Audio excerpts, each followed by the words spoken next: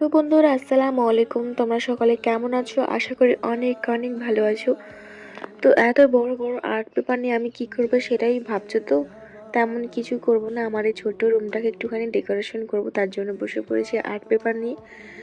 এখানে আমি art paper দিয়ে গোলাপ তৈরি করব, তো গোলাপ বানাতে আমি বসে পড়েছি। প্রথমত এরকম করে ভাঁজ করে নিতে হবে। আর্ট পেপারটার কাটাটা ভীষণই মুশকিল হয়ে পড়ে, কারণ এটা কিন্তু এই দিক ওদিক হয়ে যায়, কাটা খুব একটা সহজ হয় না। তো যাই হোক, আমি যেভাবে সেভাবে কিন্তু লম্বা করে কেটে নিয়েছি। আর এইটা কিন্তু অনেক লম্বা সময় ধরে করতে হয় সত্যি গাইস, এত পরিমাণ সময় লাগে না এগুলো করতে, বলার মতো না।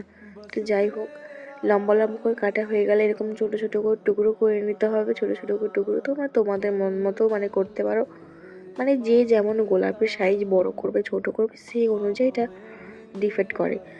তো যাই হোক, আমি ছোট ছোট করে টুকরো করে কেটে নিয়েছি। তারপর এরকম করে মিডিল থেকে ভাঁজ করে নিতে হবে। তারপর এরকম একটা সাইজ করে কেটে নিতে হবে, যাতে গোলাপের পাপড়িগুলো দেখতে সুন্দর লাগে। এটা কিন্তু খুব সুন্দর করে কাটতে হবে, নাহলে কিন্তু ভালো লাগবে না। টেরা পাকা হলে একটুও ভালো লাগবে না। এখানে আমার সবগুলো প্রায় হয়ে গেছে। তারপর একটা গ্লাস নিয়েছি, এই গ্লাসের উপরে একটার পর একটা লেয়ার বসাতে হবে। প্রথম লেয়ারটা আমি এরমভাবে বসিয়ে দেব, কোনো রকম আঠা ছাড়া। তারপর দ্বিতীয় লেয়ারের সময় আমি আঠা ব্যবহার করেছি।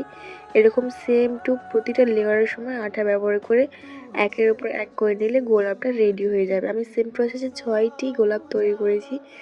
কতটা সুন্দর লাগছে, সিরিয়াসলি অনেক সুন্দর লাগছে, তোমাদের বলে বোঝানো যাবে না। তারপর দেখো, দেওয়ালে আঠা লাগিয়ে দিয়ে আমি একের পর একের গোলাপগুলোকে বসিয়ে দেবো। আর এইগুলো দেখতে যে নর্মালি সত্যি দেখে মনে হচ্ছে সত্যিকারের গোলাপ। এগুলো খুবই সুন্দর লাগছে। তোমাদের ভিডিওটি কেমন লাগলো অবশ্য কমেন্ট করে জানাও। আর যারা যারা আমাকে এখনো সাবস্ক্রাইব করেনি, আমাকে অবশ্যই সাবস্ক্রাইব করে দিও। সকলে ভালো থাকো, সুস্থ থাকো। ফিরছি আবার নেক্সট কোনো ভিডিওতে। টাটা।